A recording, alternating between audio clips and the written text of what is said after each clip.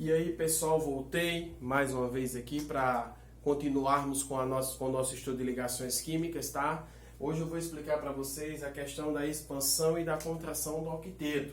Por sinal, caiu no Enem no ano passado, uma questãozinha bem simples, porém necessita de muita atenção para o aluno, tá certo?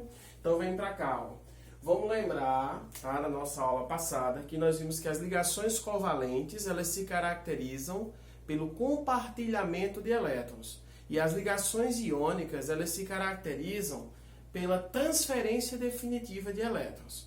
Então, uma tem metal e a outra não tem metal. No caso, que é a covalente, a gente vai trabalhar o compartilhamento, tá bem? Então, vejamos aqui um exemplo, ó. Eu tenho o BF3, que é o trifluoreto de boro, tá? Onde o átomo central é o átomo de boro, e ao redor tenho 3 átomos de flúor. O flúor, ele é um elemento da família 7A, então ele vai ter 7 elétrons na camada de valência. Então vou colocar aqui os 7 elétrons para o átomo de flúor. E o átomo de boro é da família 3A, ele vai ter exatamente os 3 elétrons na camada de valência. Perceba que cada átomo de flúor desse há necessidade de receber um elétron para atingir os 8, para atingir o octeto. Então aqui eu venho, ó, e faço o compartilhamento. Compartilho para cá, compartilho para cá e compartilho para cá.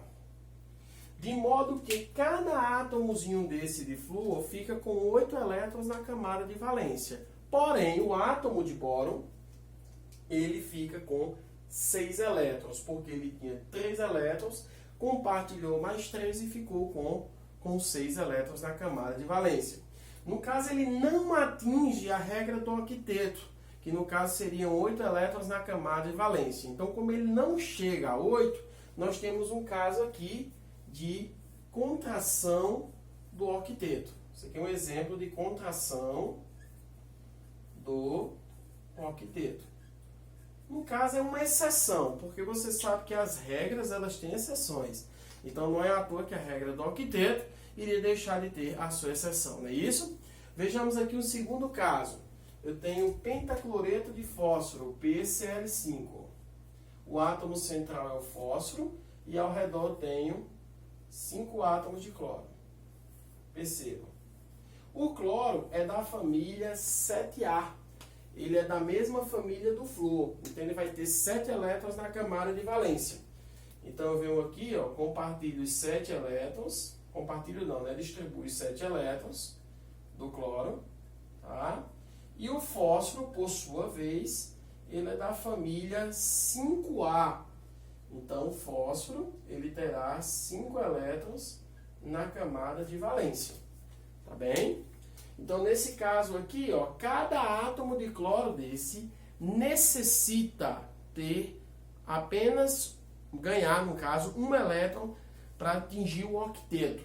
Então, nesse caso aqui, ó, eu vou compartilhar um elétron de cloro com o fósforo.